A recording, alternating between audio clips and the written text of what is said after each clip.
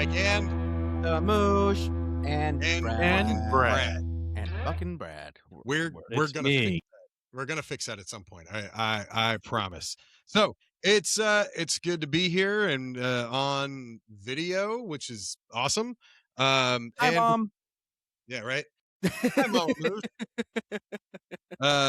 And before we get into anything, be sure to reach out to Skillshare. Click the link below, and you can save yourself on your first month free with an annual subscription. And reach out to us at the Cut Music and the number 1 on Instagram and the Cut Music and the number 1 at gmail.com. And hey, guys, we are available everywhere for the first time. Like this show, it used to be split and with just random stuff. Like we could play music, we couldn't play music. Well, now that we can't play music and we, just the clip, we are on YouTube, we are on iHeartRadio, we are on Amazon. Listen, we're like Apple. Visa. We're everywhere you want. We're everywhere you want to be. Video though is primarily going to be done on YouTube. We'll have video on Spotify. For whatever reason, we cannot do video on Apple or the rest of them. So if you want the video, I recommend using YouTube or Spotify, either one, whatever your preference is. And yeah, I think that's it. Now we've been trying to get, I didn't know Spotify even had video. they've had video capabilities for a long time. Really? I've always just music videos. They started the music video stuff recently, but they've had video podcasting forever. And I mean, we never took part in it because we're not a podcast, we're a music show. This fucking guy. Just throwing that out there. Guy. Not another 3 dudes doing a podcast. We're a music show. A music show that can't play any music. Music show, that's the way to go.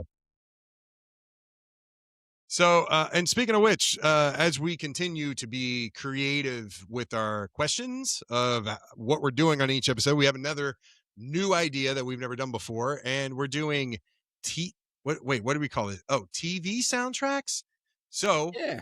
For today, what we're doing is we've each chose 3 songs, and they're real songs. They're not scores, and they're not originals necessarily for the TV show. They're songs that you have heard elsewhere that play during a specific TV show, and we're going to describe the scene that these songs are scoring as well. Yeah. So yeah. It's there was a person's job during like production and directing of a show, of a specific episode.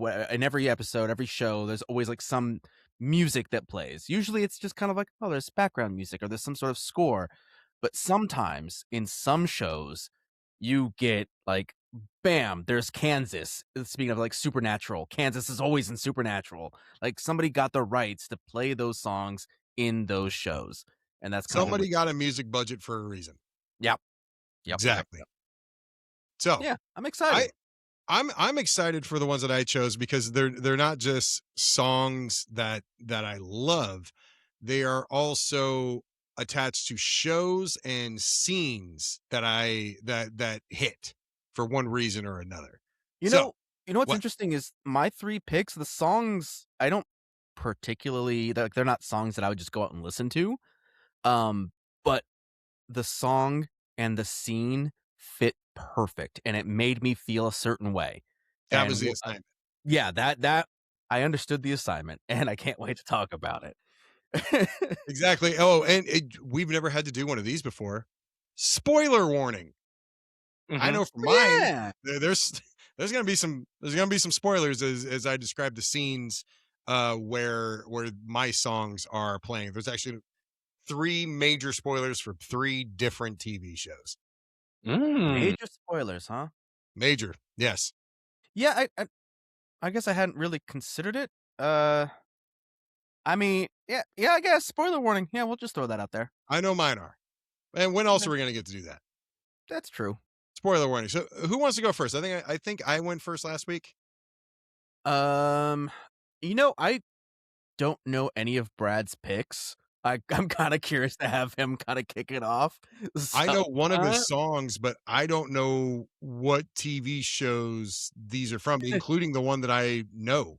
I didn't even know Brad watched the TV. one you know is going to piss you off because it was the first song I picked. And I was all like, I remember this song from a TV show. And I wish, actually, I won't say it didn't have an impact on me because it did. A young Brad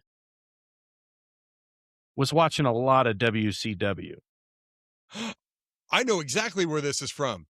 And this is Sting's motherfucking entrance Yes. music, and it kicks fucking ass. It's Seek and Destroy by Metallica.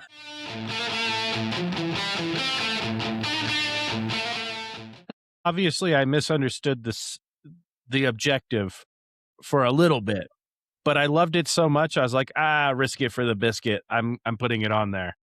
It is a TV show, and it is scoring a like a scene. They still had to get rights for it. Somebody had to get rights to play it and put it on TV. Yes, they did. And I was gonna say, Hack off of WCW had Inner Sandman, I think. I think his name was like Hack or some shit. He used to have like a stick that he would just like whop people with. The Whopper. Yeah. Yeah. I still to this day think Sting should have been the first person to defeat The Undertaker, but you know, it is what it is. That stuff is filed so far back in my brain. Like I know these names, like I know who the Undertaker is and all that. The only thing I remember from about him, other than they brought Kane out at one point in WWF, but the Hell in a Cell match with him and Mankind, where the fucking cell gave way after he threw him fucking 40 feet. Does nobody know what I'm talking about? I never watched sweaty men wrestling. Oh, I did. That was my childhood. And I watched it on TV. Yeah, dude, I mean, I think it counts. It's good. It scores like Beavis and Butthead. Total score. Hell Who's next? Do you want to get? I've also got a Metallica song. Do you want to just knock out Metallica and then we can enjoy the rest of our episode? Wow, dude. You know, I have a Metallica poster right there. Yeah, and it's just it's fine. I'm glad that most of it's blurred out. Listen, I just saying, Metallica's not my favorite. I don't hate Metallica. It feels like there's such a trope that they created. I don't even know how to explain it. It's just like it's a thing that I'm like, okay, Headfield, just calm down. Okay, all right, we get it. No, but so hold on. All the songs. Two things. One, he never wanted to sing. They had Dave Mustaine for that, and he just wanted to play guitar. And when you listen, so that's off of Kill 'Em All, their first studio album, and Master of Puppets was after Ride the Lightning, so that's album number 3.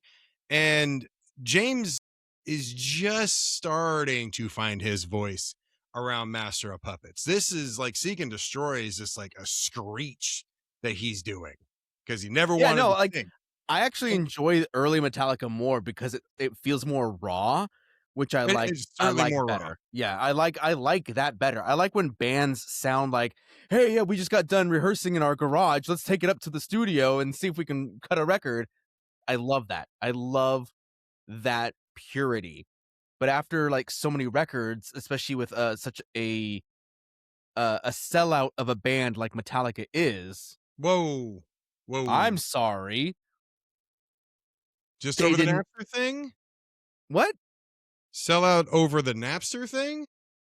No, sell out like because they've sold all of their rights to be in different TV. Like they've made it so that all of their music can be used when needed to be used. Like they have no problem signing and getting paid, of course, which is selling out, so that they could be on a Netflix TV show, so that they could be on WCW. I don't know that makes you I don't know that makes you a sellout. So like, for one, the first time and only time I've ever used that word was with Maroon 5 because they're highly talented, but then started doing stuff that everybody wanted them to do.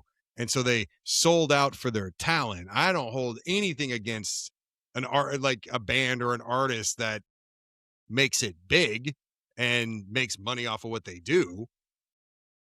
I don't know, man. I feel like I if thought you're sellout had something to do with giving up your values and everything. Yeah. That'd be like Pearl Jam playing a benefit for like a 50-year anniversary show for Ticketmaster. Like, Yeah. because there's a lot of That'd history be a there. sellout. right. That would be a sellout move. I don't know, man. I just Metallica's always been clear they're about making money, so that's not selling out. In fact, if they did a sponsorship deal with Napster, Now, Napster was more of that was just more of a hypocritical bitch move. But in all honesty, Dr. Dre was on that. Snoop was on that. Well, Snoop's got other reasons for hypocritical bitch moves that are way worse than what he did with Napster. But yeah, dude, I don't know, man. And they haven't changed their sound. Their sound has evolved, but they haven't changed their sound. no, and that's not what I mean by selling out. What I mean is Commercialized. they've gone full commercial. They have taken money to do things for giant corporations, which fine, that's capitalism, baby. It is what it is. But I just feel like I don't know. It doesn't. doesn't Radiohead have an Apple song? Radiohead? Yeah, didn't they do a song for an Apple commercial? They might have. I know they've done, like, he's been commissioned to write songs for different things. But yeah, also Radiohead, totally I would consider sellout. Who do you not consider a sellout, Moosh? Folk artists. Most folk artists who That's it? Yeah, kind of. Most people who are just doing music for the art and not for the paycheck. That's how I think about that it. is a very unrealistic standard to hold anyone to. If you stand to make millions off of what you do and you stay true to the music that you're doing, I think you're good. Like, I wouldn't consider Adele a sellout. She's done the same shit ever since she first came out. It's the same stuff over and over again. In a sense, Lady Gaga sort of sold out on that first album. You're not going to hear paparazzi out of Lady Gaga on her own. There's no way. But dudes had to be paid. But I don't know, man. I think maybe I got the wrong approach. Maybe people who are listening or watching can get in the comments and yell at light me on fire. Light them on fire. Anyway, I got the right here. Regardless, Master Puppets is my choice. Is one of my picks for today. So surprising. Is it? Yeah, because it's Metallica. Yeah. But I didn't see that this one coming. scene, it's from Stranger Things, right? And if you haven't seen season 4, episode 9, where Eddie Munson gets on top of the bus and the upside down, and he just starts playing Master Puppets, and he actually learned. Joseph Quinn, the actor, learned how to play that song, like, so that his fingering was accurate and everything. Like, that scene kicked so much ass. He's up there being a distraction for the rest of the crew so they can go and try and hunt down Vecna. Like, I loved the Stranger Things series. I thought it was fantastic. From beginning to end. Sure, there were some episodes that were greater than others. Season 2 was ass.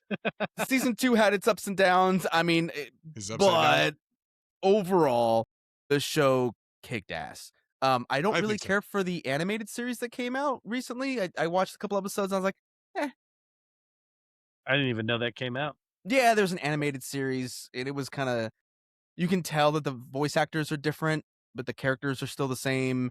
They added some stuff. I don't know. It's weird. Anyway, let's get to the song. Quick, this is Master of Puppets from that scene in Stranger Things.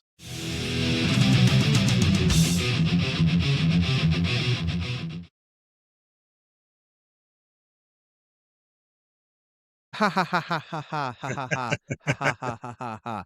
That's how the song ends. Yeah, man, like the whole scene kicked so much ass. It was just like a montage of this song playing and like cutting between Eddie Munson and Dustin, who were there like batting away these what are they called? The demo bats. Yeah, like the Demogorgon bat things that are just like swarming in at them, and they got this shield, like they've got homemade like D&D armor and stuff like that. like spike shields and shit. Like the whole thing went so hard and it was so metal. And the fact that this song starts playing in the way that it plays, and there's lightning in the background, like it might have had been a music video for this song. I think so. Plus, I mean, the little double entendre of having like Master of Puppets and then Vecna, who is a mind flayer of sorts, who can master all of his puppets. Like he's mainly like will and everything. You're right. It's good. Deep. Yeah. And it caused that song, much like it did Running Up That Hill by Kate Bush, to shoot up the Billboard charts out of nowhere. And there was a lot of people that were like, oh, you guys aren't real Metallica fans or whatever. Dude, I don't give a fuck how people discover music. Like, that's such a gatekeeper like shit it's point of view. It's a bullshit You're not a real fan if you like this song because it's popular now. It's like, dude, I had somebody give me shit because I was a fan of Zeppelin. You weren't even alive. What the fuck does that matter? Like, that means the music's not good? Is that what that means? You're telling me the music isn't good unless I was alive to experience it? Like, go fuck yourself. Dude. Get out of here. Yeah, don't let people fucking gatekeep that shit. Love what you love, unless it's MGK.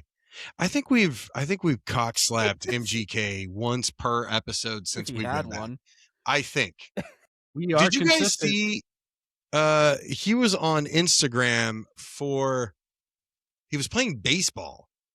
And I did see, like, he did an opening pitch or something like that for a game. I saw it. It was so under the cut. Are different. Say what? Our Instagrams are different. If you're no, they are. They're very different, and I choose to keep them that way. But it's kind of funny. So like it says MGK shows off his speed or whatever as he hits the ball and like runs the bases, and but the cut made a comment something to the I'm happy that the Make-A-Wish Foundation made his dreams come true, since being a shitty musician hasn't worked out for him. Fuck that guy. Being kicked out of every genre on the face of the earth. Might as well go play some baseball. Yeah, you might as well go to baseball. You blackballed from the music industry so hard, you got to go play baseball. All right. The other way around. Is it? Yeah, failed sports stars go and make music. Except for Shaq. He did both correctly. Shaq Diesel. There's a Shaq Diesel. Fucking yo, hey kid, you got a bike? You want one? Go ask your mom if I can buy you a bike. Oh, fuck. Okay. No matter what song I choose, I'm gonna bring it down. But I want to come in strong here. So I've played the White Buffalo. I played him since we've been back. I played him before. And each time I've played him, I've said that Sons of Anarchy has an amazing list of songs by artists that like you're not going to hear otherwise. One of those guys is Foy Vance. And a lot of people think it's Ed Sheeran singing the song. It's not. It's this guy. He's from Ireland. And the song is called Make It Rain. And just to set the scene a little bit, spoiler alert, here it comes. No, it ain't that kind of rain. The Sons of Anarchy is sort of built around Hamlet and Oedipus in a sense. And for this song is playing as Jax Teller, the main character, kills his mom. Like, little matricide never hurt anyone. Yeah. So they have this emotional moment at this cabin that belongs in the family. And Jax hasn't been to with his mom in many, many years, and they're going through photos and all this other stuff. And this song is playing as this is going on. And his mom says she wants to go out to the garden. She goes out to the garden, and bang. And the whole time that's happening through the end of the episode, including the aftermath of this, it's a heavy fucking episode. This song is playing. And honestly, I think you two are going to fucking love this song because I've been looking for a reason to bring it up. Foy Vance has one of those soulful fucking voices, and the shit's gonna slap. So this is Make It Rain, Foy Vance. Yeah, that's that shit. Foy Vance. Now, I just want to paint like a little, I painted the picture, but the coolest part about how it just puts a button on everything is the ending visual of every SOA episode is it kind of fades to black, and then immediately their I'll put one on the screen, like their sigil like pops up with the Reaper. And yeah. when that last kind of like drop hits right there at the very end, it just fucking fades into that. It's perfect. Absolute perfection. Mike, you know Dude, you could have how played that on Soul. I could have. you Yeah, could you're have right. 100%, 100%. No, definitely. Mike, you know how you're a sucker for strings? Yes. That like I'm not. Like I love strings, but that's not like that doesn't, get me off in the morning. What I love is a sultry 1960s Fender Rhodes. Ah, Like in that song, the keys and that electric piano, that Mark II, just oh my god. spooge. Ah, like listening to that, like that kept me like stringing along the whole time, and his voice was fantastic. Yeah. Like the voice was incredible, and like all of those elements combined with the light drums and like there was brushes and stuff going on, like everything was fantastic. And honestly, like it doesn't do the same thing to me as strings does, but fucking soul over 6/8 time signature. Yeah, Mm. man. I've never seen Sons of Anarchy. I know it's a fantastic show from what everyone's told me. It's It just is. one of those things that's like, well, how many seasons are there? Like 6, 7? 7. Yeah, Yeah, about 6, 7. 7. It's not it's not a it's not a lot, and Damn it. each episode's an hour, but there's not a ton of episodes per season. It doesn't feel like a long watch. Like Yeah. I just rewatched it. I've seen it 3 times. I watched it when it was out. Yeah. I watched it sometime when I was still living in Colorado, and then I watched it like again within the last year. It's a fantastic show. Kurt Sutter and Kurt Sutter's really good with music. I have another song coming up from a Kurt Sutter series that was Okay. before Sons of Anarchy. It's wild to me that you rewatch television shows. Really? Like I try. Like I've tried to rewatch Game of Thrones because I loved Game of Thrones. That's a rough. I can't make it through the first season again. You know what I mean? Is Like it's one of those things. It's like there's so many other shows to be watched, and I have such limited time that like I've got a catalog of shows and movies that you've sent me that I need to still watch, and it's just like no, I don't you have do. The problem, Moosh, is that you're so far behind. You can't dig yourself out. All right.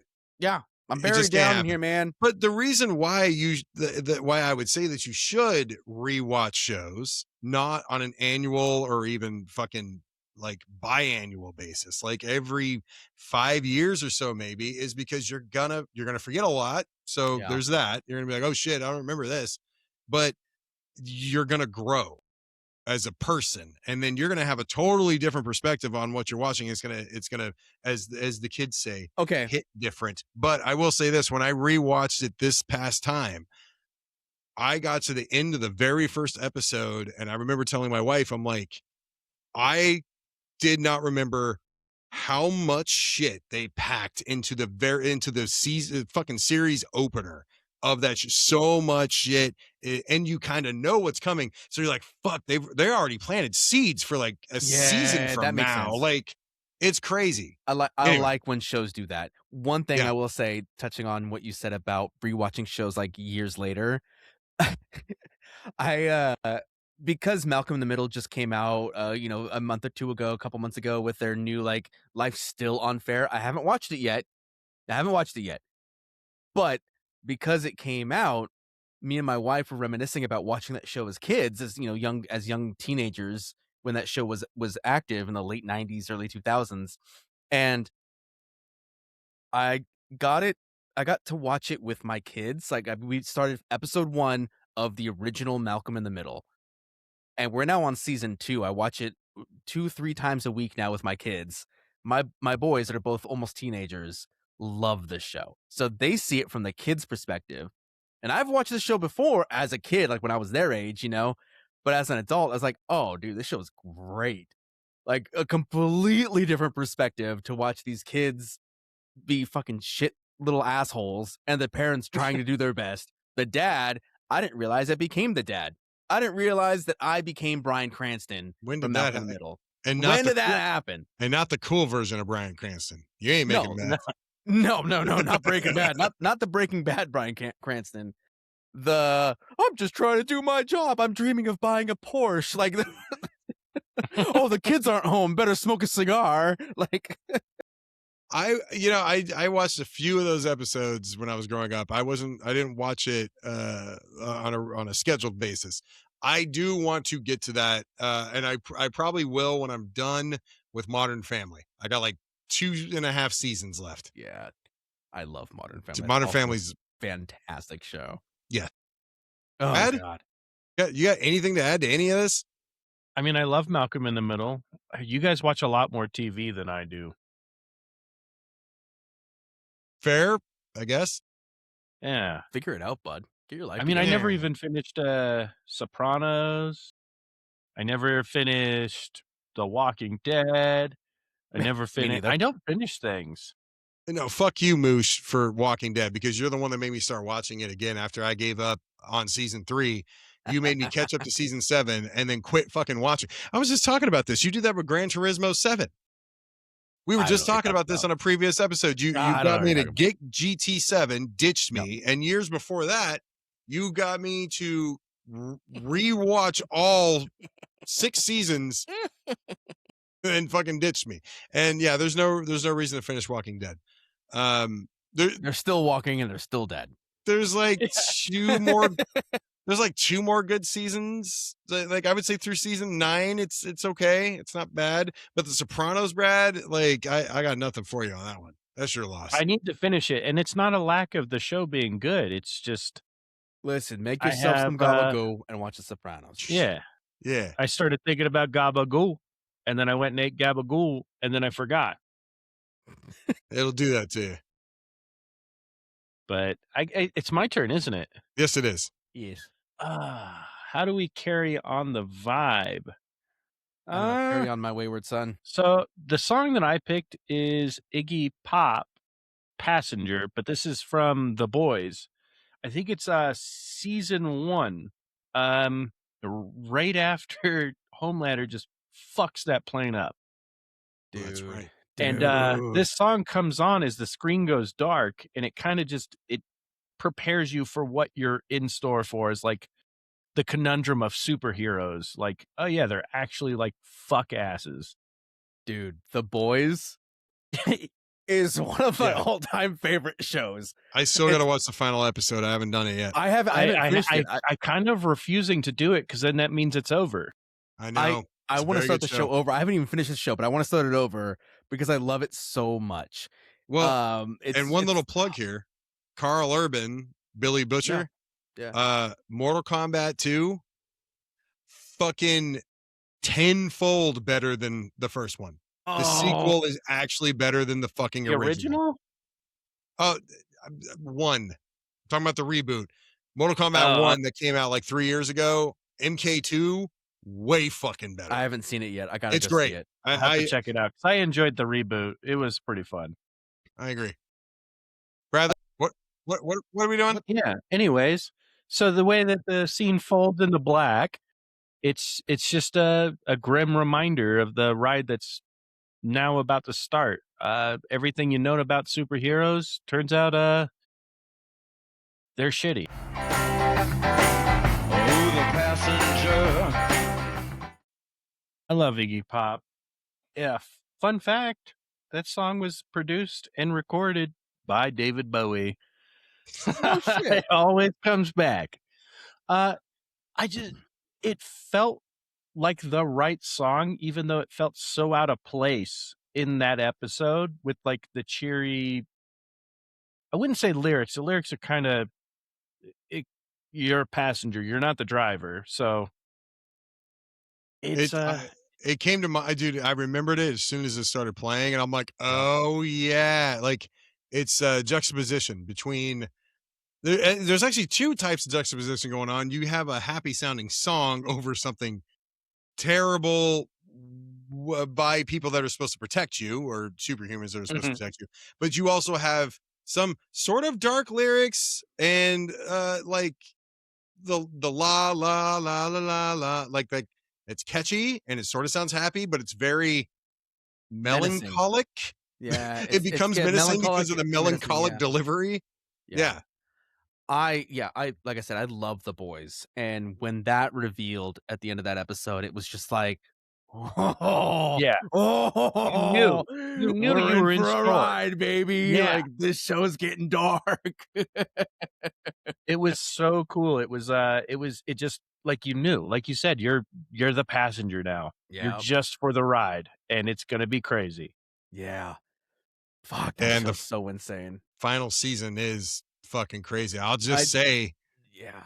according to the writers of that show, they're not trying to run parallel with current events. I heard about this. Yeah. They wrote the season like a year or two ago. A few years ago. No, they've been filming for 2 years. So the Yeah, current season was a while ago, and things are falling into place in a weird fashion. Kind of like The Simpsons.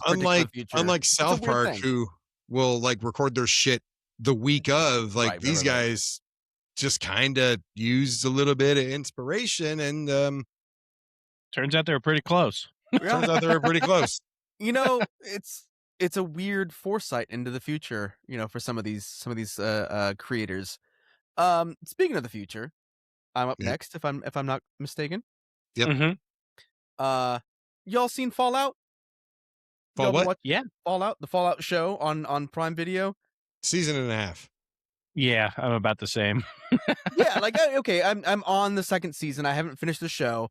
But I'm going to talk about episode 1 of season 2, when Walton Goggins, who plays the ghoul, goes through a shootout.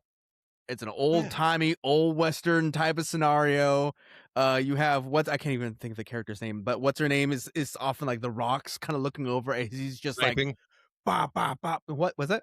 She was sniper. It's just supposed to be a sniper, She right? was supposed to be a sniper, Okay, but she was like overwhelmed and she just couldn't do anything. Meanwhile, the ghoul is just blowing people's heads off. Like, it was so gruesome and so true to that of what the Fallout series is. And Big Iron, the track I'm going to play, actually comes from Fallout New Vegas. Like, it was on the radio in Fallout New Vegas. And the fact that they just put it into this scene is, it was beautiful. Like, I got shivers when I was watching this. I was so hyped. Anyway, this is Big Iron. This is originally sung by Marty Robbins.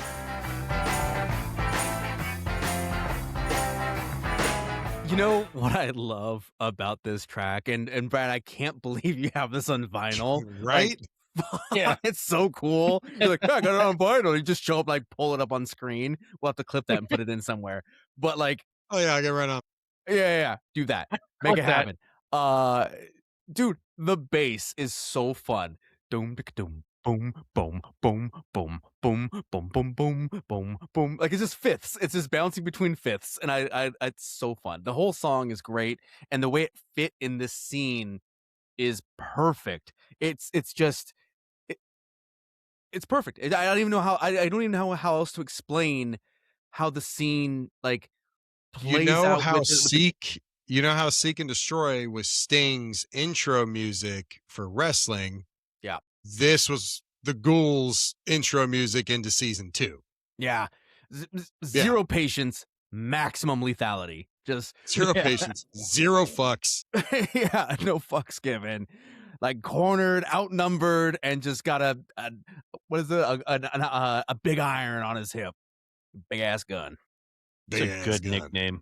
I wish people would call me Big Iron. Yeah, do a few more push-ups there, Brad. We'll get there. Camera's pointed too high. A slow pan down. We got that before the show started. Luckily, Brad remembered that he was wearing pants. Yeah. Yeah, today. Mushroom in the bush. Yeah, mushroom. No, mushroom in the. Did you say mushroom in the shrubbery? Oh, shrubbery foliage. You know, you got a mushroom in the shrubbery. A light misty dew. Ew. Did you say dew or dude? Dew. D-E-W. I'm just a light misty dude. Wow. Okay. All right. Let's get back on the rails there, gentlemen. Okay. All right. What do I want to do here? I don't I know. can't. Choose a song. Yeah. Yeah. Okay. All right. We'll stick with the two that are connected. So I said that Sons of Anarchy was created by Kurt Sutter, and I had another Kurt Sutter show coming up. Yes. The very first, well, he has a few, but the very first Kurt Sutter show that I fell in love with was The Shield. Shield is an amazing show with Michael Chiklis, and it's where Walton Goggins got famous, as he played Shane, and brilliant fucking story. And once again, like season 1, episode 1, the series premiere, what happens there, and I won't spoil that, but what happens in that first episode arcs over the entire 8 seasons of the series. Every season there's a new challenge, there's a new thing that these guys are dealing with. There's 4 of them. They are like they're called the street crimes. No, not street crimes. Strike team. Fantastic Four. No. Kinda. Wrong. This Shield. this is what got Chiklis' role in the failed Fantastic Four movies. But every season they deal with something, but what happens in the very first episode carries on throughout the whole season, and it comes to a head around season 4 or 5. There's a guy named Lim or Lemansky who is being investigated by Internal Affairs, played by Forrest Whitaker, who is fucking the dude. Love Forrest Whitaker. Forrest Whitaker is fucking fantastic actor. The dude. Shit. Him every role he plays is great. And Anthony Anderson is in this season because he's the villain in the season prior to this. Anthony Anderson as a serious role as opposed to his comedy. Fucking Glenn Close is in this. Who else is in this fucking show? Oh, damn. Glenn Close is in it, does a season. Michael Pena comes in. I'm trying to think of who else. Either way, though, they got to get one of the 4. These guys are like brothers. They got to get one of the 4 out of town. And I won't spoil what happens in the very next episode after what I'm about to play, but it makes it all the worse when you know what's coming. And there's even a callback to what happens to Lemansky when he does a cameo in Sons of Anarchy years later. But this song plays during Magic Hour. Magic Hour is like when lighting is perfect. And in this case, it's the morning. The sun is rising. It takes place in Los Angeles. Blue hour. Yes. In the morning, it's blue hour. In the evening, it's golden hour. Right. So blue hour. And the sun's rising and they're saying bye to him because he's going to fuck off and they're never going to see him again. It's an emotional scene. And the song that scores it perfectly is Disarm off of Siamese Dream by the Smashing Pumpkins.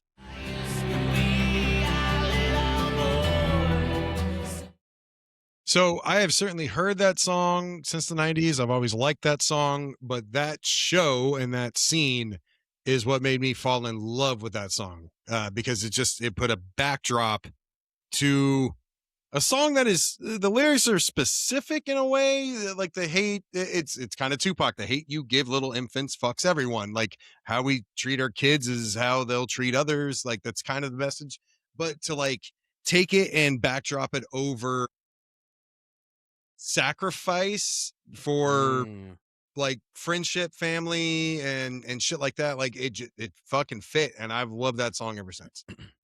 I am not the biggest Smashing Pumpkins fan, but I love that track.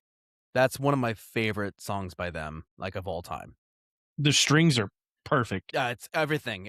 The whole orchestration. I don't really care for Billy Corgan's voice, but it fits in this song. Like everything about it just like pieced together really nicely. I've never seen the show, so I'd have to check it out to really get a full, feeling of how you felt. Right. But the song itself is fantastic. I think if you like this song, I think if there's another Pumpkin song that is a little more string heavy and similar in some ways is Tonight, especially in the orchestration. But yeah, this song was a perfect fit for that. and I mean, shit. So you're not a big Pumpkins fan. So at the time of recording yesterday, they announced their 2026 tour, and Oh shit. I love Corgan. I've seen him twice, thankfully. The concert the show that they put on after the announcement, I don't know if he was holding back. Maybe he had allergies. I don't know. Shit. He, like, Corgan has killed it the 2 times I've seen him. Both Yeah. times has been fantastic. Yeah, I don't know. I love his show. His podcast is amazing. I didn't know he had a podcast. Yeah, he brings people on and talks music. Oh shit. We have a podcast. I mean, I'm sorry, music show. We have a music show. Sorry, I'm sorry, boss. It won't happen again, boss. I'm sorry. I'm sorry, boss. If I could just like reach through the fucking.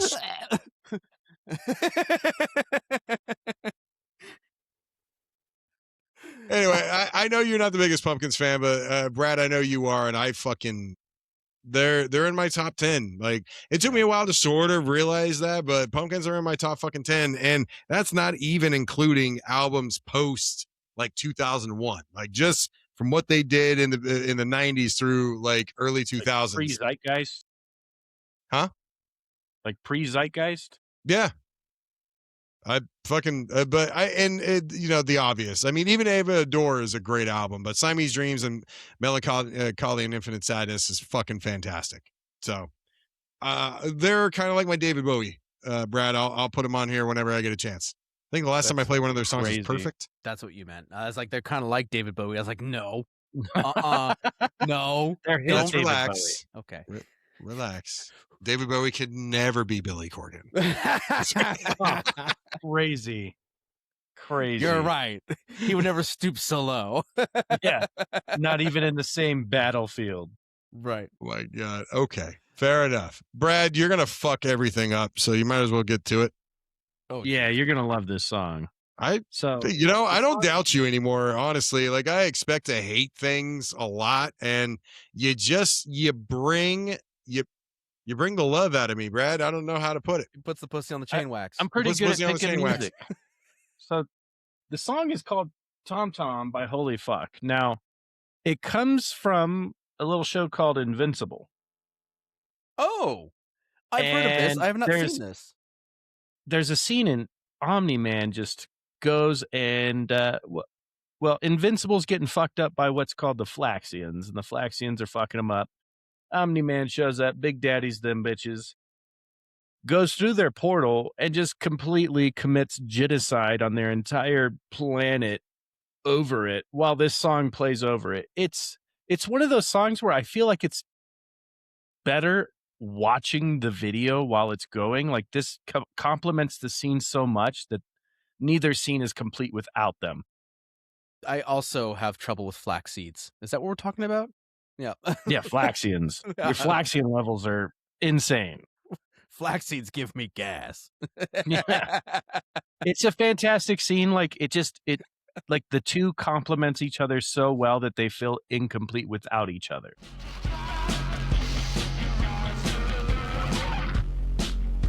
The scene just goes so well with the song, and you wouldn't think it, because he's just massacring an entire, I don't know if a planet dimension, but he just goes through there for months, and he's just laying siege to the entire people for them coming to Earth and try him. Did you say mass jerking or massacring? A little bit of both, I think. Okay. Wow. That's the boy shit. No one can go multiple months without mass jerking. At least I can't. Jesus Christ. I mean, like, he just shows up at the end when he comes back. He's just got like a full beard, and he's just spent the entire time just completely decimating an entire population of another planet. I want to give that show another shot now. Yeah, so do I. I'll give that go. That was Invincible? You can literally go to YouTube and watch this scene, and I think that sells it. But I also tried selling you on the scene when at the very end of the first episode. Yeah. And it didn't work. It didn't, but this show's near perfect to me. It might be one of the greatest animated superhero shows of all time, and I love the animated Batman. That's why I'm giving Harley you the Quinn. Harley Quinn was that's also why I'm giving really you the good. Gillis right now. I'm like, I think it's better than Harley Quinn, and that's hands down. really. Ooh, I loved Harley Quinn. Harley That Quinn show for was me kind of fell great. off after the second season. I agree, but Kite Man, Oh. Kite Man was Kite Man? hilarious. dude, Kite Man. This show has been consistent from episode 1 to where we're at now. Okay, Wow. Okay. I will consider it because it didn't. The first episode didn't grab me, but I've also been told to watch. What's the one on HBO by James Gunn? DC. Peacemaker? That too. It's better Yeah. than I thought it would be. I did finish the first season. I need to watch the second, but no, animated. The one with the monsters. I know what you're talking about. I like that a lot too. Monsters. I can't remember what the hell it's called, but I've tried that and it didn't work. But I'm willing to go back and try Invincible once I'm done with The Boys, and I think I only have an episode left of The Boys, is the final one. But that reminded me, Brad, of like insert Tarantino scene where somebody has OD'd on heroin.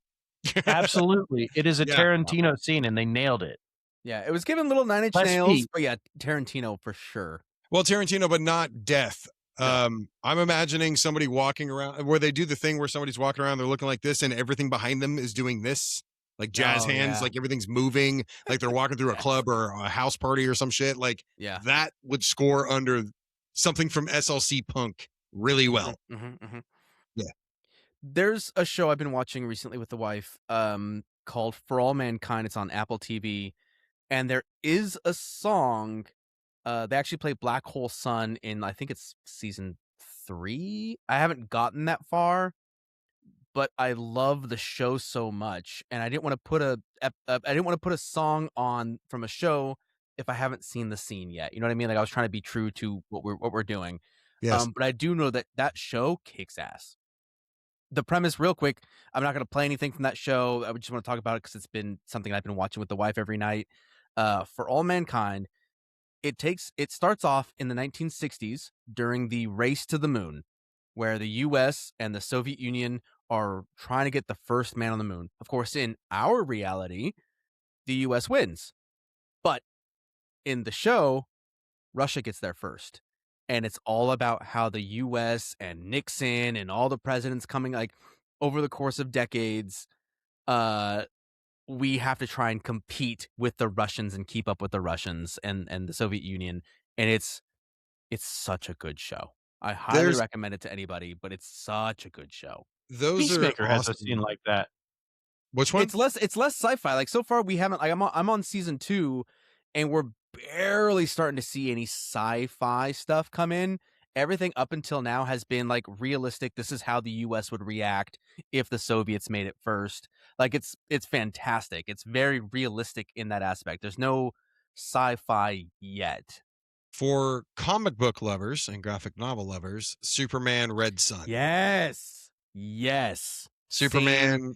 Same kind of concept sort of where deal, Superman right? lands in Russia or lands in Soviet Union instead of landing in Kansas or whatever. I wish we would have, but the problem is TV shows. I'm glad to hear what this show is up to season 3 because there was a really good one. I can't remember the name of it. It was something to do with like some American quote of some kind from like the Declaration of Independence, like United We Fall or something like that was the name. It came out a few years ago, and it was as if the Nazis won World War II. Oh shit! What would that have looked like in America and in Europe? And obviously, and you're following a Jewish family throughout as they've kind of watched Europe fall, but the United States went ahead and aligned with Hitler. Oh, and shit. It only lasted one fucking season, but like I would love to see more alternate histories like that because I don't like Superman. Never have, never enjoyed it. Yeah. For whatever reason though, I decided to read. Henry Cavill take his shirt off? Dude, Henry Cavill. Whisk me away. I'll be his Lois Lane. Holy shit. I like Superman a little bit then. If Moosh can get a night with him and Idris Elba, you get spit roasted, Moosh. I would die. I could die. I'm sure you would. It's fine. This is 100%. That's a lot. Game over. Game over. That's a lot to handle, bud. I'm sorry. The Witcher. You're gonna have the Witcher come after me, and I don't mean the new Witcher. I mean the original Witcher. The lesser Hemsworth. Not the lesser Hemsworth. And Idris Elba. Yeah. Golly. That's with that voice, that throbbing voice of his. Don't say throbbing. He's already gagging. Jesus Christ. Exactly. Moosh is already getting ready for this. He's just a little guy. Well, speaking of homosexual undertones, right? I'm up next, right? Yes, Yeah. and homosexuality is a good segue, Moosh. It's a fantastic segue. So we've been talking a lot about nerd shit. This entire episode has been a lot of nerd stuff. My final pick here is from The Last of Us. Season 1, episode 3 is an amazing departure from the rest of The Last of Us, where they don't really focus on Joel and Ellie and their adventures through the, post-apocalyptic wasteland that is the United States in the Last of Us universe from the video games. And it focuses on Bill, who has a very small role to play in the video games. But in this show, Bill, who's played brilliantly by Nick Offerman. Nick Offerman is an American icon. This guy is a legend.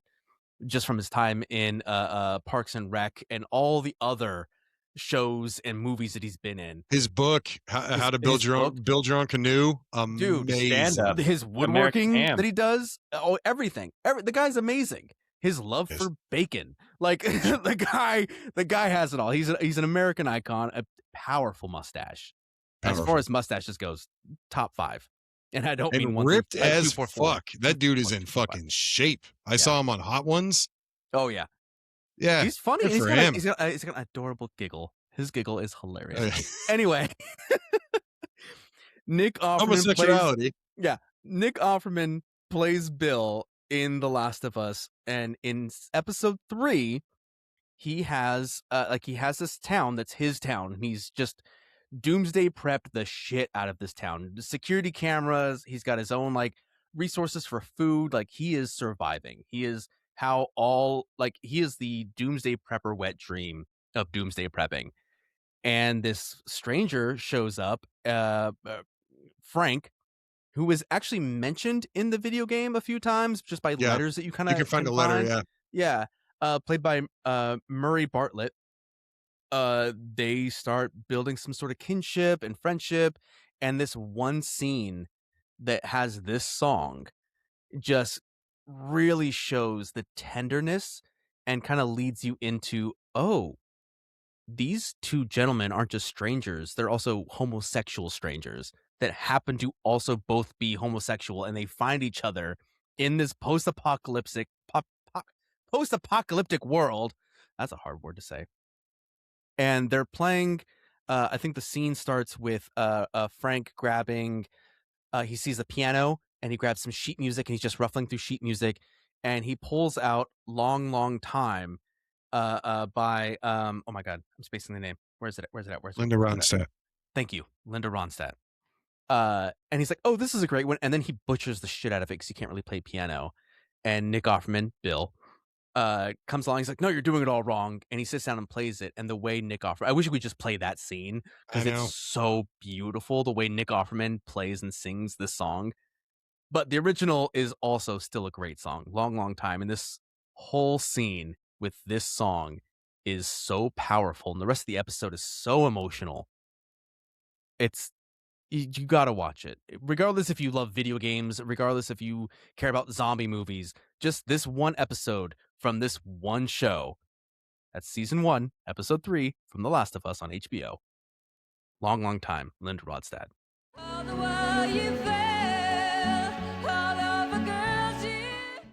Oh my God.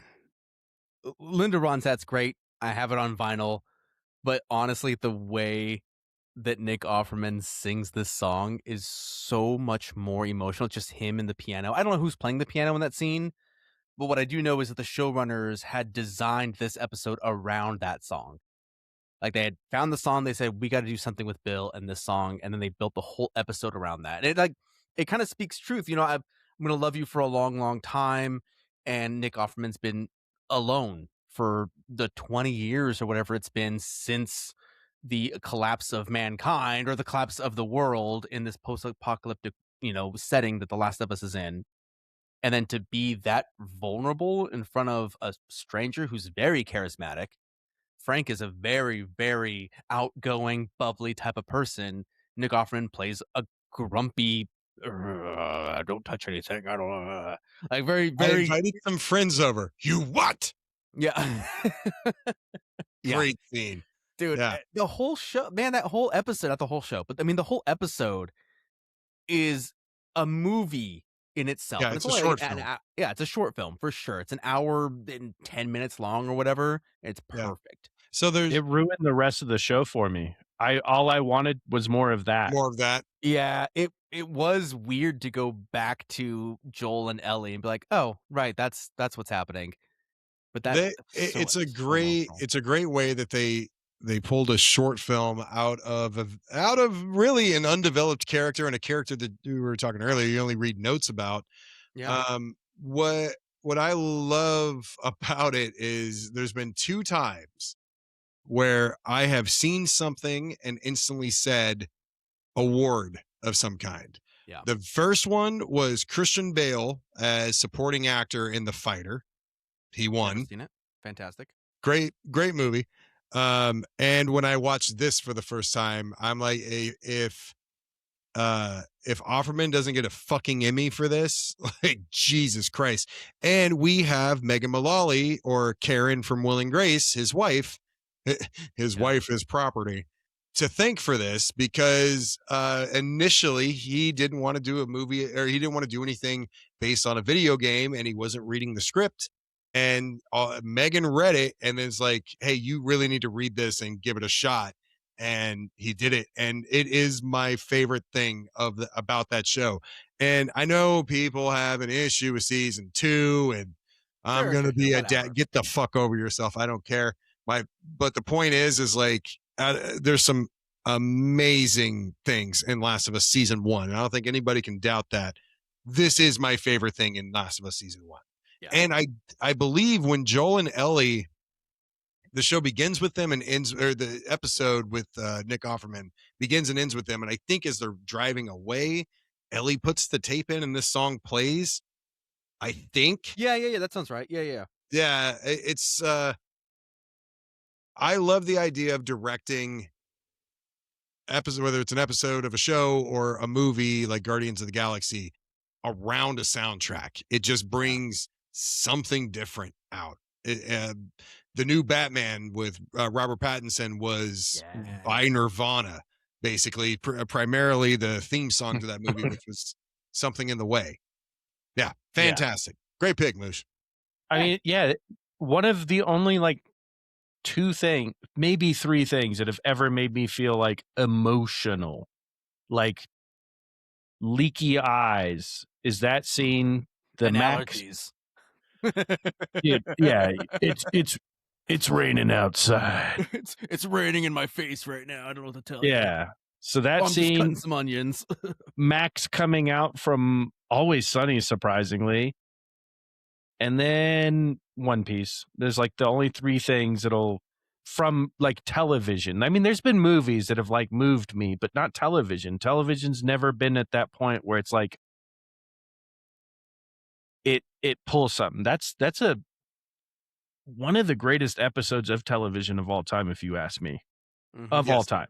Oh, yeah. And honestly, for as much as everybody obviously respects Nick Offerman, and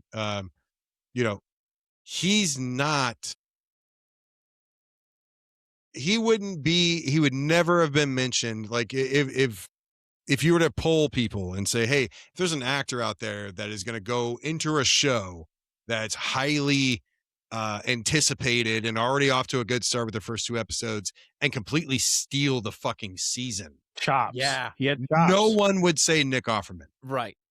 And that's the cool thing, because I'm not trying to do Batman references, but Heath Ledger's Joker, same thing. Like, fantastic. Nobody thought that was going to be a good idea. Coming.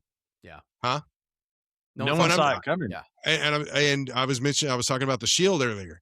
Anthony Anderson, known for comedic acting, going and doing a drama and playing like the fucking head of the Crips is kind of what he does, and is fucking intimidating badass in that fucking show. I've never seen him do anything before or since like that, and seeing these actors come out of their elements is fucking. I think it's great. fantastic. It really Yeah. showed another dynamic of Nick Offerman's skill set and how great of an actor he is. Not like a character actor, but he understood the assignment. He read the script and he's like, "Oh, I get it. I'm gonna play this to my full capability," and was 100% believable. And Was the guy that just so plays believable. Frank something Bartlett. Yeah, Murray Bartlett. Murray Bartlett. Okay, so he's in I think the only really good season of White Lotus, which is the first season. I never seen it, He's but the I'll watch hotel it. manager in White Lotus, and he's fantastic in that. That's There, the only thing I know of that I've seen him in. I wanted to play another song, another scene that had made my list of choices that I had to make a cut. Was a bunch of stuff from Westworld. Westworld has some great Fantastic acting, show. some great scenes, and some great music. And every one of those scenes was Radiohead, but it wasn't just a Radiohead song playing. It was on the old player pianos with the scroll, and the way that sounded fit perfectly with Westworld. And I was like, we couldn't just play a Radiohead song because it wouldn't have the same gravitas. Right. You'd have to play the scene or find that old timey player piano from the late 1800s, early 1900s from Westworld. So Like, I watched the first season of Westworld when it first came out, and I never went back to it. Oh God, it's so Are they good. playing Creep? I know Yeah. the bar scene, and they're playing Creep, aren't they? Yeah. That's I There's totally they forgot do about like that. 4 or 5 Radiohead songs throughout the No, entire really? show. Yeah, and it's all on those old player piano scrolls. That's little awesome. Like, it wax sounds dope. cylinders. Yeah. Wax or the scrolls or like however, like there's all kinds of different ways they do it. Being in the piano industry, I still get people like, "Oh, do you want my 1800s player piano?" No, I'm No, sorry. prospector, I do not. No, sorry. No thanks. Those things are worthless.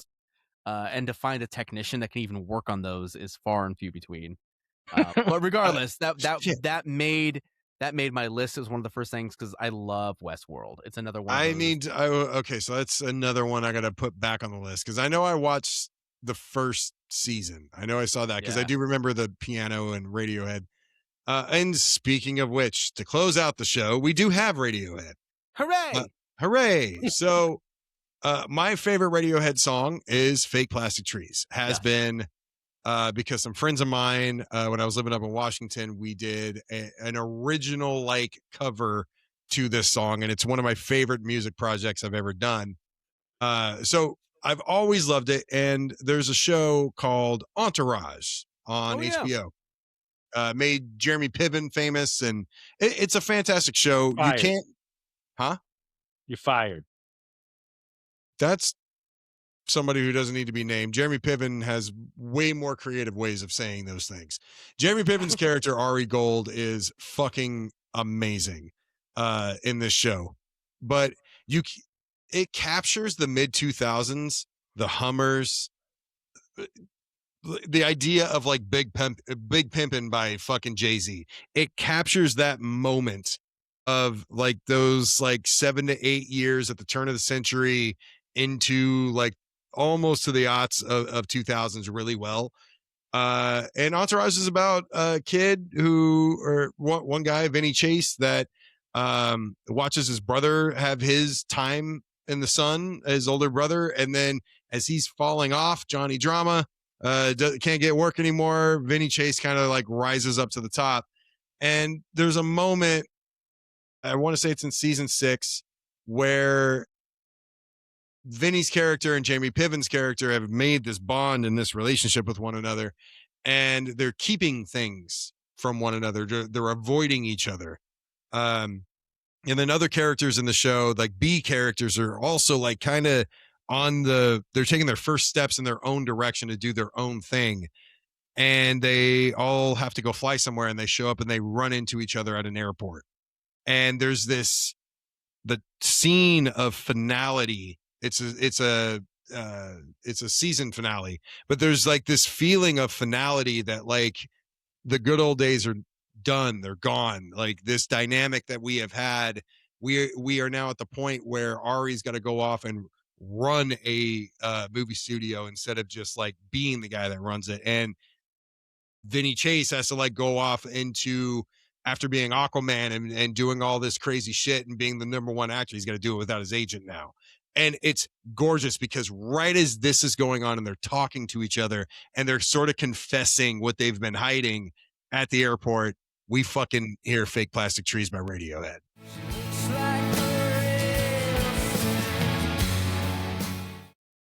Such a cool fucking song. Jesus. It's so well put together. And I love how it just very gently eases its way in, fucks hard in the chorus, and then eases its way out like a gentleman. Yeah. It's nice. I'm a big Radiohead Just fan. that kind of guy. No, I mean, at first. Yeah, that's what they always ask for. Right. At first. And then, but I truly like that song is perfection. And I love the lore behind it in the sense that Tom York, the lead singer, wrote a song about absolutely nothing. There is zero meaning to that song, and that makes it perfect for art because it's the ultimate ambiguous single that was meant to be ambiguous and not gibberish garbage. Right. It's fantastic. Also Love that fucking played song. in Westworld. Oh, is it? Yeah, it's also on one of the little old player pianos. I'm curious to hear what that would sound like. It's amazing. All the songs sound amazing because it's one of those things where like it starts playing and you're like, that sounds familiar. Mm-hmm. Fuck, I know this song. What song is it? Oh my god! And then like, you just go through this spiral, but like then you realize, oh, it's Radiohead. That's what it is. Like it's beautiful. Westworld. Yeah. Doom did that with, okay, so Westworld Slayer. and Invincible. I'm gonna try them. Yeah, I'll give them both another shot. Yeah, man. I Yeah. recommend them. Well, I was gonna say, what other shows did you guys have on your list, or whatever, like other songs that honorable mentions? You know what I mean? I kept running into a lot of issues with how do I play the song without the video. I kind of went with it with Tom Tom because I just thought it was a fun song, but there was a lot of times where I feel like they did such a good job with the scene that I just couldn't do justice to describing it, and then you vision it while you're listening to it. Like the episode where Mac is dancing for his father in Always Sunny, which completely blows your mind because if you've seen any episode of Always Sunny, it's never serious, but then it's just it takes a serious turn super seriously. Super serious. Super I had Scrubs. serious. I know Scrubs was on my list, and I know we've already played Colin Hay a number of times, but that scene's great. That whole montage is fantastic. Scrubs has a lot of good music. A lot of the doctor shows have good music. Like Grey's Anatomy has some great songs. Yeah, but then you got to watch Grey's Anatomy. I know, and there's all 29 seasons or however many there are. Like that just keeps going. So I mean, I honestly, I knew two of mine right off the bat. I knew Disarm and I knew Make It Rain. And I'm trying to, I had Fake Plastic Trees from the beginning, but something fun that I wanted to show if I could find it is in The Sopranos. They do a mashup of Every Breath You Take by The Police. And I don't know who sings the song originally, but Secret Agent Man. Oh, yeah. And they do a mashup of the two. And if I could have found that on Spotify, I was going to do that instead of Fake Plastic, because all three of my songs, I'm like, they fucking hit hard. They're emotional moments or emotional songs. I need to but I couldn't find that. And honestly, I couldn't. Another one I was going to do is an acoustic version of Faded Fatal or Faithful by Marilyn Manson, which plays at the end of one of the Punisher's Netflix episodes, which is pretty good. I was looking at Black Mirror had some great music too. There's another episode called San Junipero.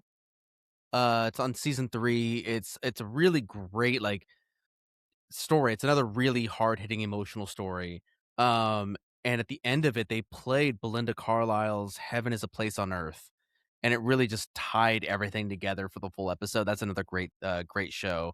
I like I like those shows, the Black Mirror, was it Love, Death, and Robots, to where each episode is its own universe, like its Oh, own world. You know what I mean? Like each episode is different. There's no overarching story.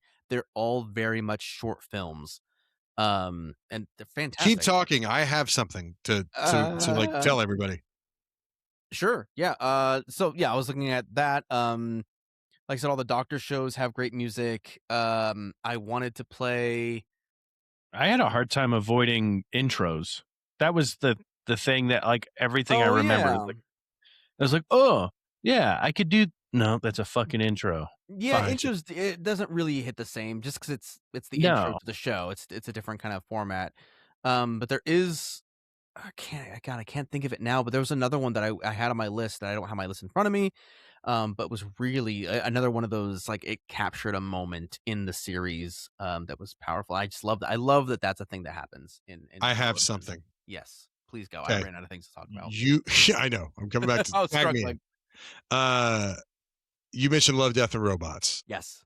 Audience, if you guys have not gone on Netflix and watched Love, Death, and Robots, it is an achievement in originality and creativity. Yeah. Every episode it's all animated, and every episode is like in a different sort of animation style. I don't think they plan it that way. They hire artists to like put their vision out. And Right. my favorite one, there's funny ones, like the very first, I think it's the very first episode where the robots start taking over the old folks home.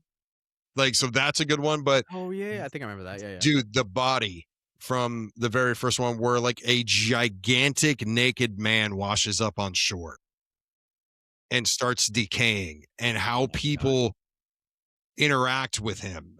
Right. It's incredible. Anyway, if you haven't watched Love, Death, and Robots, go watch it. And when you figure out that you love it, everybody's been wondering where the next season is. They went to Amazon Prime and made a similar show called Secret Level, which is the exact same principle as Love, Death, and Robots. Same creators, based on video game lore. Oh shit. Okay, I didn't know Right? that. Definitely gonna watch that. Dude, I love that. I found it by accident. Yeah, that's awesome. Yes. I've watched like 5 episodes. Those types of They're shows were great. so revolutionary. Like Black Mirror was so revolutionary because it is just, 45-minute to an hour long episodes of, you get all of your content for that one universe, what could be in this hour-long segment. And It's then the Twilight Zone for the 21st century. 100%. Yeah, that's exactly. And kind of without it doesn't have the creepy undertone Right. that the Twilight Zone really had. But I've watched a bit of Black Mirror. It's pretty good. Yeah, and it's just, it gives you this uneasy feeling that, shit, this isn't that far away from reality. Yeah, it's close but enough that it's yeah. unnerving. That I episode should have where done Cyberpunk.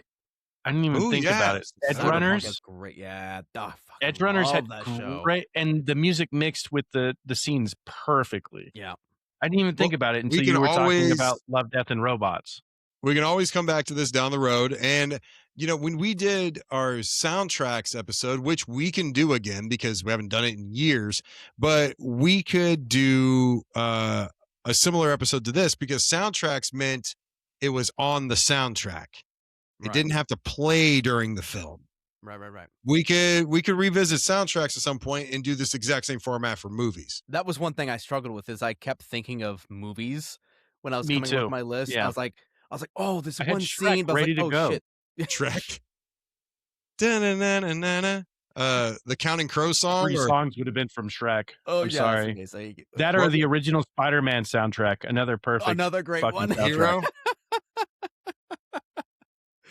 No, yeah, there was a bunch of movies that popped in my head, like scenes from movies. I was like, oh wait, that was from a movie, not a TV show. Yeah. Such is life. Well, This was difficult.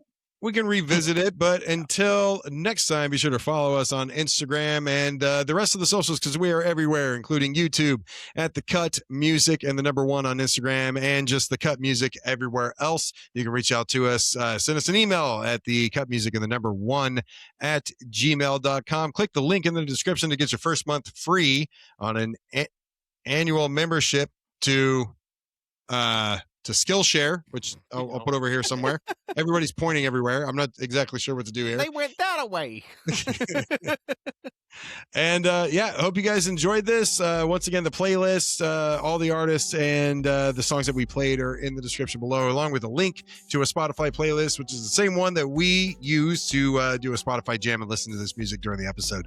Hope you guys enjoyed it. Until next week, we have been Mike and the Moosh and Brad. Brad. See you guys next week.